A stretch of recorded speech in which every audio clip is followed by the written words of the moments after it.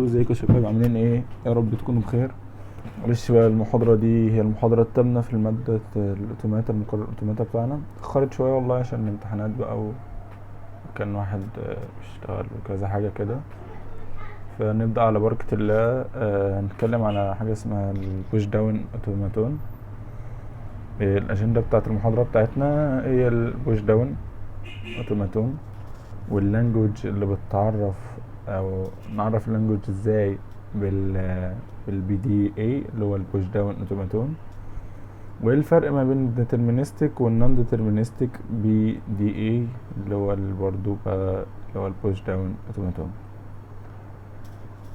اول حاجه، الاوتوماتون او البي دي او اي اللي هو البوش داون اوتوماتون هو عباره عن فاينايت اوتوماتون ويز ستاك. هو اوتوماتون عادي، بس انا خليت التخزين بتاعته او الذاكرة بتاعته استخدم فيها الستاك. اقدر بقى اعمل ايه في الستاك؟ طيب ايه الفانكشنز اللي ممكن اطبقها عليه؟ اعمل ريد او بوش او بوب اونلي اون اتس توب. يعني كل كل الفانكشنز اللي احنا قلناها، الريد والبوش والبوب، تتعمل على التوب. ما بيشوفش اللي تحت، ما بيشوفش غير التوب. يعني ممكن يقرأ التوب او يبوش على التوب فوق التوب لو في مساحة يعني، او يحذف التوب ده. تمام. طيب نكمل شوية تفاصيل كده عن البوش داون اوتوماتون.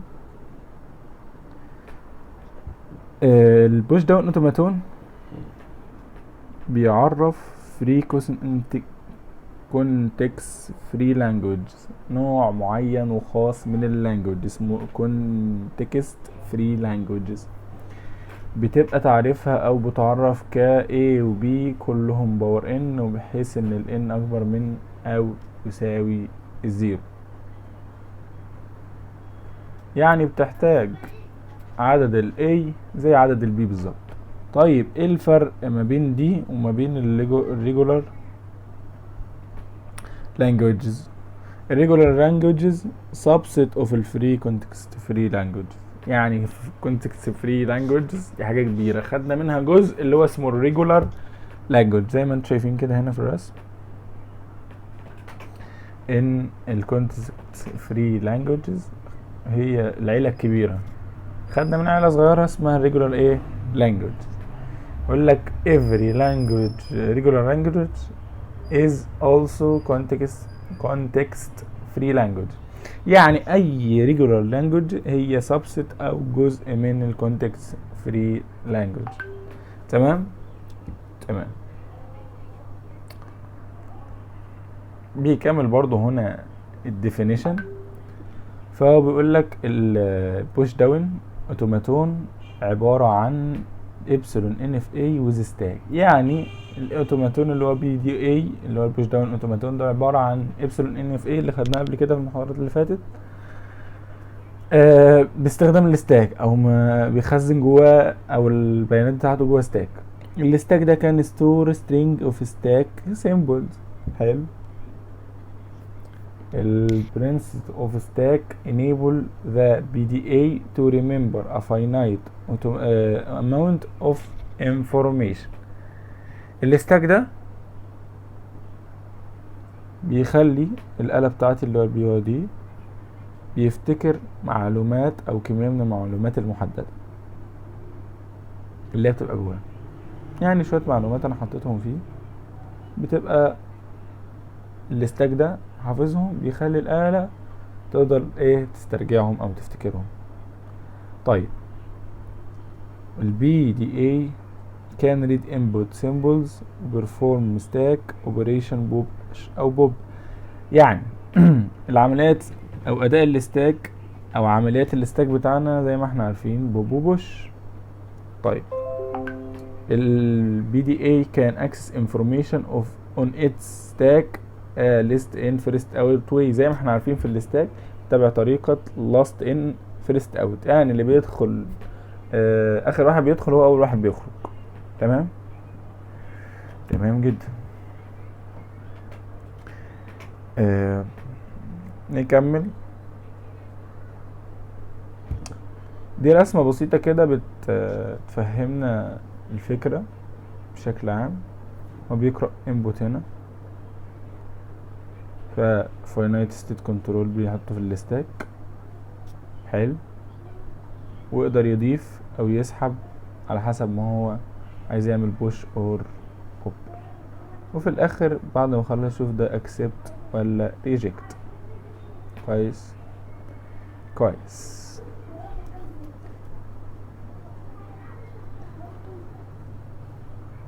البي دي واي احنا قلنا ان هو NFA epsilon NFA addition power that is can manipulate stack. ضفنا حاجة عليه بس كده ان احنا خلينا في stack. بالترانزيشنز بتاعته بتبقى معتمدة على ايه؟ الكرنت ستيت اوف ان epsilon NFA، current input اللي هو السيمبل بتاعنا ايا كان هو ايه او الابسلون، والكرنت سيمبل at the top of its stack. يعني بيعتمد على 3 حاجات، 3 بارامتر. اول حاجه current state اللي انا فيها، والانبوت اللي هياخده، والكرنت سيمبل اللي في الستاك الموجود في الستاك نفسه. تمام كويس. بيقول لك هنا تذكر ان الترانزيشن ان اف اي بيزد اون اونلي current state and input symbol. يعني في الفاينات اوتوماتون العادي الترانزيشن بتاعي كان بيبقى معتمد على حاجتين، الستيت اللي معايا والانبوت بس. هنا عشان دخل معانا الستاك فلازم أن يكون معايا الكرنت بتاع التوب بتاعه. نكمل الانترنال دي، مش عارف اسمها ايه العنوان ده.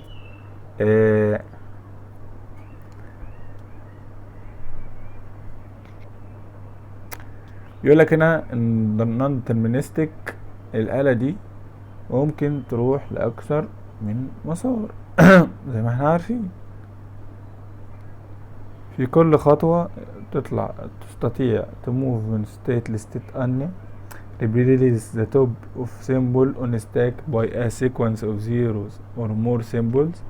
يعني باستخدام بعض الزيروز اقدر اعمل تغيير للتوب سيمبل اللي في الستاك بتاعي. الزيرو سيمبل بتدل على البوب، والميني سيمبلز سيكونس اوف بوشز. يعني ايا كان السيمبل هو ايه يبقى ده سيكونس اوف بوشز اللي انا بضيف عنصر، لكن لو جا زيرو يبقى ده بوب على طول. حلو حلو. الترانزيشنز في البي دي اي customs and input symbol that use the transition or epsilon. يعني ايه الكلام ده؟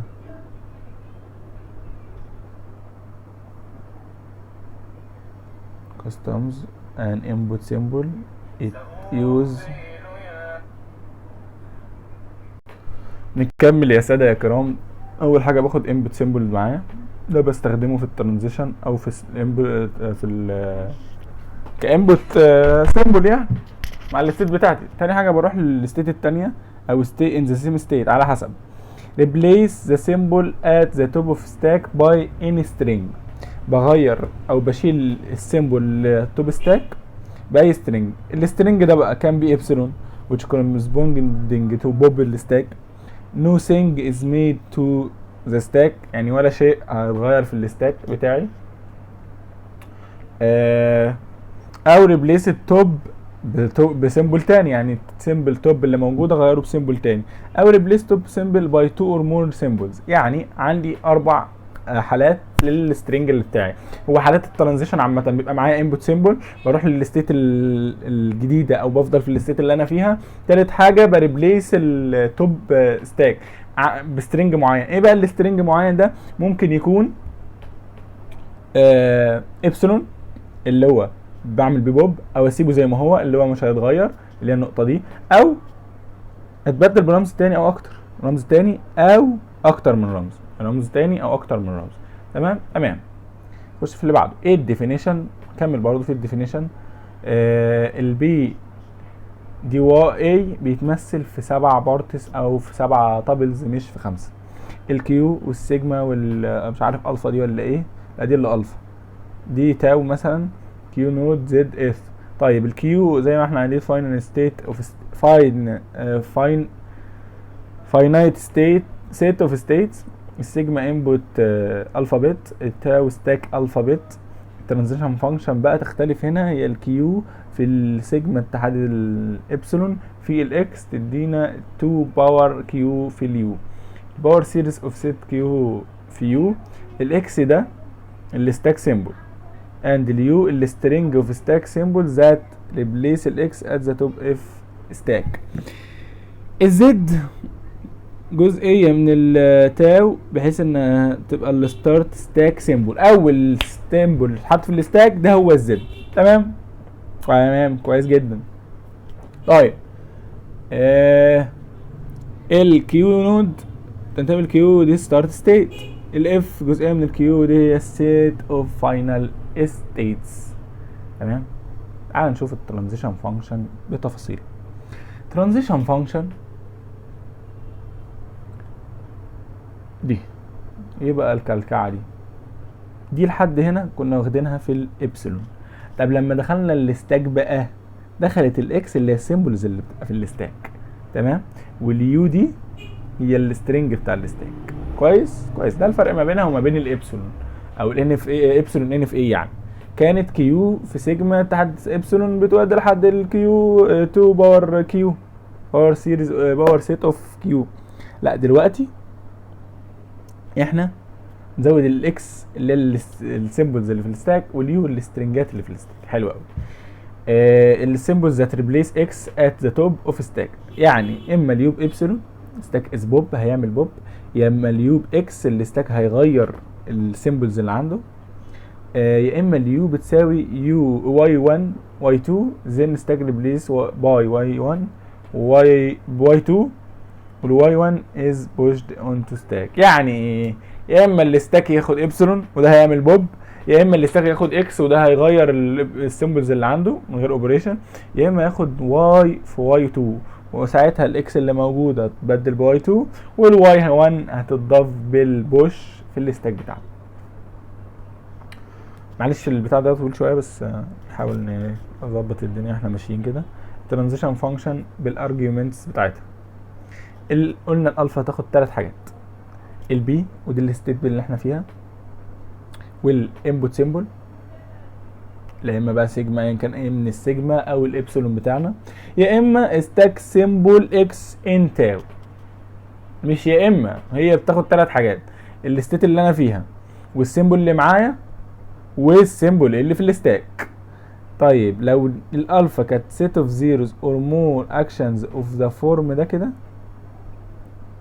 QU is string of stack symbol، يعني ده اتحرك لاكتر من حاجة، اتطبق اكتر من مرة. مثلا هنا ال A دي الانبوت اللي انا خدته، والاكس ده اللي في ستاك، اليو ده اللي هتغيره. طب كيو يو رحت انا لكيو معايا سترينج يو. تمام يعني نرجع تاني كده. هنا دي واحدة، هنا انا عندي خدت السيمبل A والستاك في اكس وانا عايز احط يو، فهيروح للايه الستيت كيو ومعاه السترينج يو. يا رب تكون وضحت. اكزامبل 1 لحقنا هنلحقنا هنخش بس في اكزامبل 1 كده في السريع عشان نفهم الدنيا ماشيه ازاي. اول حاجه بيقول لك في المثال ده بقول لك هو ديزاين بريزنت لانجويجز على اساس ان 1 و 0 هما من نفس العدد، يعني الزيروز قد الوانز وبادئ من ال1. فهنا هو عامل لي ده اسمه ده اوتوماتون اهو، وعامل كيو وكيو وبي واف، وعندي الكيو بتلف على نفسها. قال لك دي بتعمل بوش اول ما تلاقي 0. فهو هنا قال لك لما تلاقي 0 هتلاقي زد في الستاك، يعني الستاك اول ما بنبدا بيه بيبقى زد، اول ما تلاقي زد ضيف اكس. هنا دي ضيف اكس جنب فوق الزد. طيب لقيت 0 تاني ده هيبقى في اكس، ضيف اكس تاني. طيب لو خدنا من الكيو مشينا بواحد، واحد ده الانبوت اللي انا خدته هيبقى في اكس احنا لسه حاطينها، امشي ابسلون، يقول لك حط ابسلون يعني ما تعملش اي حاجه، او بوب بس ما تعملش اي حاجه، معلش. بوب الابسلون يعني بوب. هنا في النقطه دي لو مشيت واحد بالكيو هيبقى في اكس عندك، عشان انت هنا مريت حطيت اكسات في الاول، وهتعمل بوب. هنا برضو لما تمر باللوب على البي بواحد هيبقى في اكس الاولى بقى دي، احنا حطينا 2 اكس في الاول، الاكس الاولى اللي انا حطيتها اعمل لها بوب، وامشي هنا بالابسلون هلاقي زد، فخليها زد زي ما هي، وكده انا خلصت البرنامج بتاعي. بكل بساطه البرنامج ده لو عملت بوش مرتين بيعمل بوب مرتين، وبعد كده بيبقى ايه، خلص الستاك بتاعي، بملاه وبعد كده بيفضى تاني. وده بالنسبه لي ما عملتش اي تغيير على الستاك ووصلت للفاينل. ده بالنسبه لي وصول للفاينل. البي ار دي remain in state queue if the read only zeros so far. يعني يقول لك لو قريت زيرو فقط في الكيو زيرو، طيب موف تو بي اف ريدز ات ليست 1، يعني اتحرك للستيت بي لو قريت على الاقل واحد، رقم واحد يعني، رقم واحد مره واحده. and may now processed if inputs are ones. notes epsilon is not in this language، يعني epsilon مش موجوده معانا في اللانجوج. تكمله في الستاك سيمبلز، الزد از ستارت ستاك سيمبل. الزد دي قلنا اول ما نبدا هنلاقي الزد. حلو حلو.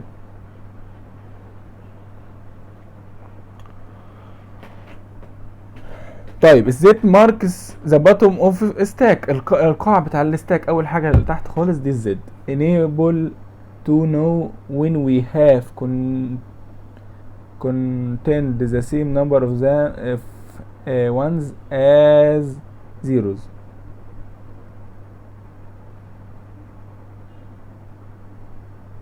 ولكن نقدر نعد عدد الوحايد والاصفار يبقى زي بعض، عشان اللي هدخله وحايد هخرجه ايه، كصفار. تمام. او يعني لما اخد انبوت 1 فهضيف اكس 1 تاني اكس تاني. طب اعمل بوب اللي هو لما اخد الانبوت 0 مرتين برضو عملت 2 بوب، يبقى كده الزيروز قد الوانز. تمام. الاكس is used to count x number of zeros since the on the input. يعني الاكس هنا اللي انا بضيفها تبقى عدد بعد بيها الارقام بتاعه الزيروز اللي انا دخلتها، عشان احنا بنعمل بوب بي لما بنقابل زيرو. حلو. الترانزيشن قال لك هنا الكيو زيرو وزد، احنا في الكيو وقرينا زيرو في زد. حلو. في زد لسه هتروح للكيو اكس زد، اللي تروح للكيو لنفسها وهتبقى اكس زد. طيب احنا في الكيو وقرينا زيرو في اكس، تروح للكيو تبقى اكس اكس، ضفنا اكس تاني. these two rules cause one x to be pushed onto the stack h zero read from m. انك هنا القاعدتين دول سبب ان الاكس تعمل لها اضافه في الستاك بتاعي في اتش انها قرت زيرو واحد من الانبوت. طيب هنا الالفا بتقول لك كيو واحد واكس، كيو وقرت واحد وفي اكس، اي كيو وقرت واحد وفي اكس، تعمل ايه؟ بي ابسلون، يعني تروح لبي وتعمل بوب، تروح لبي وتعمل بوب.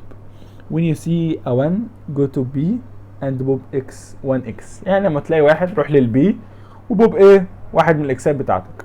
طيب بي 1 واكس دي برضو لو انا في البي هعمل لوب على البي إيه، واعمل بوب، هعمل بوب ال1 اكس تاني لما اقابل الانبوت 1. اخر حاجه بقى البي لما ابقى في الستيت بي واقرا ابسلون الاقي الزد، هتبقى الاف زد، يعني هروح للفاينل ستيت وهيبقى في زد في الستاك، وده الاكسبت ستاك باتون بتاعي، ده القاع الاكسبت بتاعي. ده بقى المنظر يعني حاجه كاكشن من الاكزامبلز بتاعتنا في الانبوت ده. هو هنا كان معاه زيرو وفي زد في الستاك فقام حاطط اكس. تمام. هنشوف هنا اهي على طول قام حاطط اكس. طيب ارى زيرو تاني ففي اكس اصلا فنضيف اكس تاني. تمام. ضاف اكس. ارى زيرو تاني ففي اكس اكس جوه فهيضيف اكس فقام ضايف اكس. ارى 1 ففي اكس فيعمل لها بوب، شالها هنا اهو، شالها بقوا اتنين، كانوا هنا تلاتة. لا هو ارى زي 1 فهيعمل بوب. ارى 1 تاني وفي اكس هيعمل لها بوب. نشوف الكلام ده، عمل بوب فعلا. ار اكس اخر 1 هيقرأه، وفي اكس هيعمل له بوب، لا هتبقى على اللوب هنا بقى.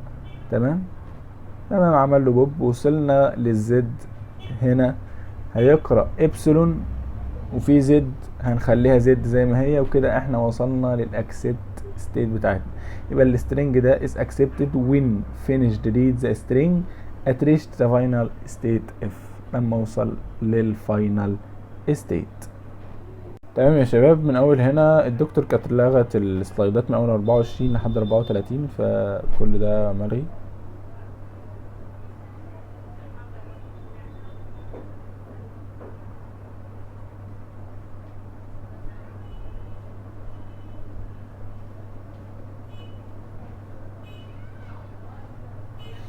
مش على deterministic finite، مش عارف الجزئيه دي معانا برضو بس هنحاول نشرحها اهو. for deterministic دي PDA there must be at most one choice of move for. يعني في الديترمينستيك يبقى في على الاكثر فرصه واحده للتحرك، مش اكتر من واحده. في زي في النون ديترمينستيك ان ناخد انبوت سيمبل A والستاك سيمبل بيبقى الاكس. بالاضافه يوجد must not be choice between using input epsilon or real input. حلو، يعني مش لازم انك يكون الاختيار ما بين الابسلون او الريال انبوت، عادي. فورمال بيبقى الكيو، احط الاب فورمالي بيبقى في الستيت كيو واختار سيمبل A بحط ضيف اكس و ابسلون واضيف اكس. كانت بوث بين ان امتي، اتنين مش هيبقوا فاضيين. important note like there are some context free languages that can be represented only by non-deterministic PDA. That means that deterministic PDAs are more powerful than deterministic. يعني يقول لك بعض الكونتكست free languages بتتمثل فقط بالنون deterministic لانها بتكون اقوى من الديترمينستيك، وده بالنسبه للبي دي ايز الباش داون اوتوماتونز فقط. كويس كويس تمام.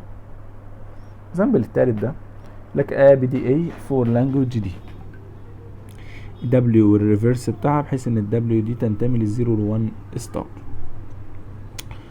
This language is often called WW reverse. WW reverse تمام، and it's an even length palindrome over 0 and 1. يعني even length palindrome يعني اللينس بتاع البالندروم بتاعها بيكون even. كويس، يعني مثلا يعني 0 1 1 0 ده even.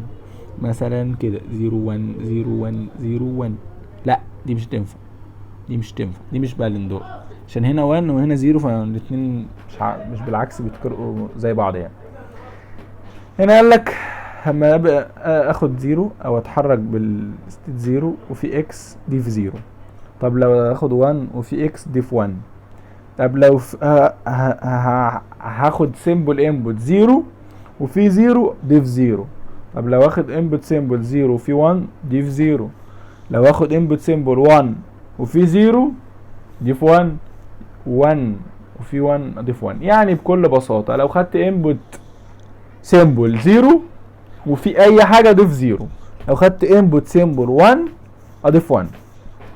اكس ستارت ستاك سيمبل ذيس ماشين از نون ديترمينستيك. الماشين دي بيقول انها نون ديترمينستيك. كويس كده. طيب انا قابلت ابسلون وفي اكس اخلي اكس زي ما هي. قابلت ابسلون ولقيت 1 اخلي 1 زي ما هي. قابلت ابسلون وفي 0 اخلي الزيرو زي ما هي.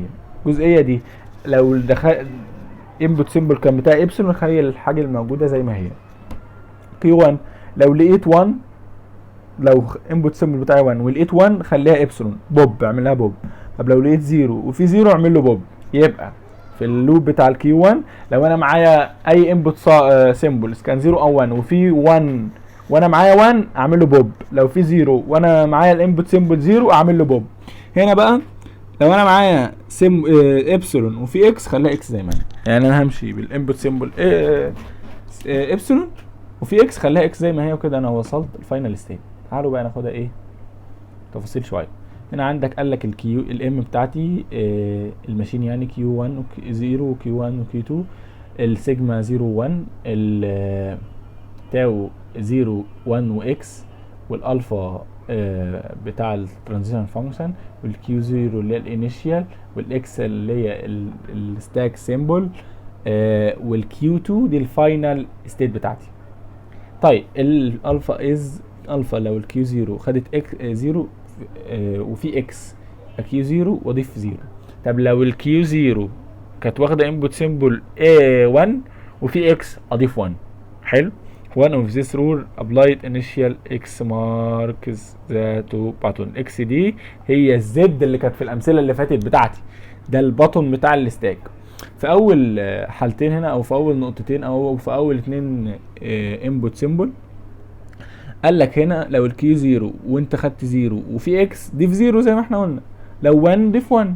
هنا بقول لك لو في 0 في الانبوت ندخل 0 في الستاك، لو في 1 في الانبوت ندخل 1 في الستاك. ده الشرح بتاعها. طيب الاربعه اللي بعد كده اللي هم دول، اللي هو انا لو لقيت خدت 0 ولقيت 0 تمام، لو لقيت 0 لو خدت 0 انبوت ولقيت 0 اضيف انا 0. لو لقيت خدت 0 وفي 1 اضيف انا 0 برضو.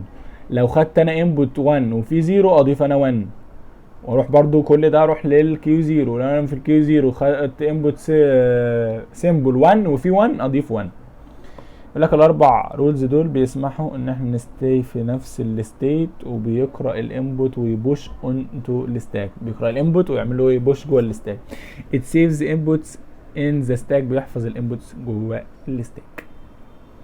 طيب الجزئيه بتاعت بقى ايه الترانزيشن فانكشن في الجزئيه دي، حته دي اللي هي اوبريشن ستاك. مش هنعمل فيها نتحرك من كيو 0 لكيو 1، مش هنعمل ايه اوبريشن. الانبوت بتاعي نكمل يا شباب. هنا الجزئيه دي اللي احنا قلنا مش هنعمل فيها اوبريشنز. لو معانا ابسلون وفي اكس مش هنضيف حاجه، لو معانا ابسلون وفي 0 برضو مش هضيف حاجه واروح للستيت اللي بعدها. لو في لو ستيت 0 مع ابسلون او وفي 1 برضو مش هعمل اي حاجه. يقول لك هنا الثلاث قواعد دول allows go from state 0 to 1 without reading input، يعني مش هقرا ولا input leaving to top of stack، يعني خلي التوب ستاك زي ما كان هو الحاجات اللي فيه زي ما هي.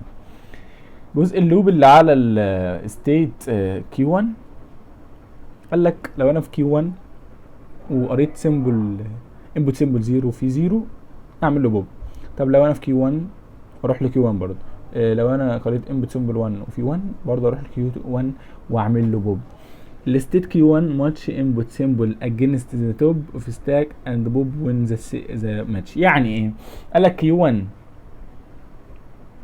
لو حصل ماتش ما بين السيمبلز عكس التوب واعمل بوب لو تشابه. حلو. يعني الكيو 1 لما يبقى في ماتش متفقين مع التوب بتاع الستاك اعمل التوب ستاك ده بوب. فهنا هنعمل ايه؟ قال لك لو انت في كيو 1 ولقيت الانبوت سيمبلز بيعمل ماتش مع سيمبل توب اللي في الستاك اعمله بوب على طول. حلو. قال لي بيشرح الجزئيه دي. اخر جزئيه بقى وهي اللي توصلنا اصلا للفاينل ستيت. لو انت في الكيو 1 ومعاك ابسلون وفي اكس روح للكيو 2 وما تعملش اي حاجه، خلي الاكس زي ما هي كده. نبقى وصلنا للبطن اللي كان في الاول موجود في الستاك كده، وصلنا للفاينل ستيت. هنا بيقول لك when الستاك button symbol is x reach when we are stack q we found an input from of form rwr we go to state 2 and accept. نعمل له accept. الاكشن اوف سيمبل 3 ده او اكزامبل 3 ده بيعتمد على الجزئيه اللي الدكتور تقريبا ما اديتهاش او لغيتها اتذكر. ولكن هنحاول نمشي معاه برضه. هنا بيقول action of DBA example of 3 on input 1111 initial ID is Q0 111 و X. فهتبقى Q0 وناخد أول واحد مع الإكس هنضيفه مع الإكس، يبقى ناخد من هنا نقلل واحد Q0 و 111 1X.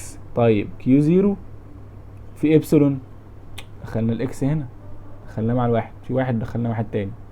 طيب بقى 2 واحد وواحدين مع الإكس. طيب خدنا واحد تاني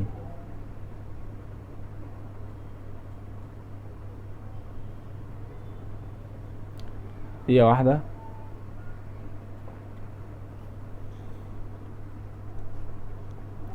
هحط الإبسلون هنا وفي 1 خلي ال1 زي ما هو. خد 1 هنا بقى في الخطوة دي، في 2 1 هنا، فخد 1 وفي 1 لو في كيو 1 عمل إبسلون فعمل واحد بوب.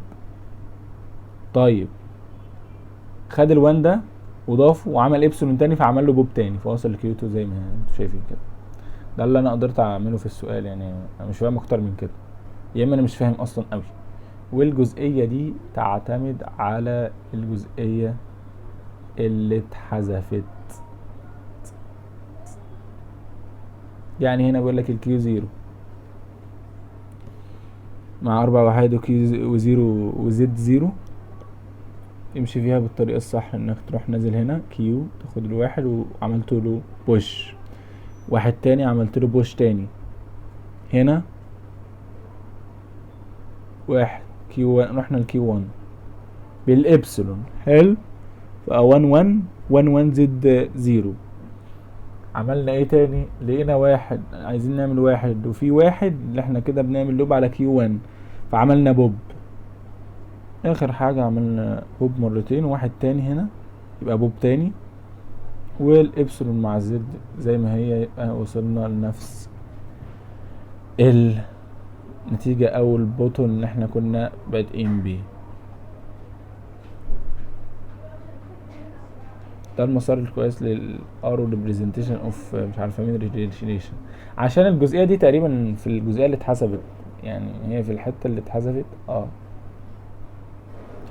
في الحته اللي اتحذفت اللي هي دي موفمنتال ريليشن، فدي اللي اتحذفت. فانا مش عارف المثال ده هيجي ولا ايه الدنيا. وكده نكون فنشنا المحاضره دي، يا رب تكونوا فهمتوا ولو بقدر بسيط يعني. نسأل ربنا التوفيق لنا جميعا في الامتحان، وان شاء الله تعدي على خير ويكون من ابسط واسهل الامتحانات، وان شاء الله الحاجات اللي احنا مش عارفين نتيجة دي منجيش. ولو عجبك الفيديو او استفدت ما تنسيش تدعي لنا، تبعته لصحابك، تعمل سبسكرايب ولايك اعجاب على الفيديو عشان يوصل لغيرك. ونشوفكم ان شاء الله في فيديو جديد، والسلام عليكم ورحمة الله وبركاته.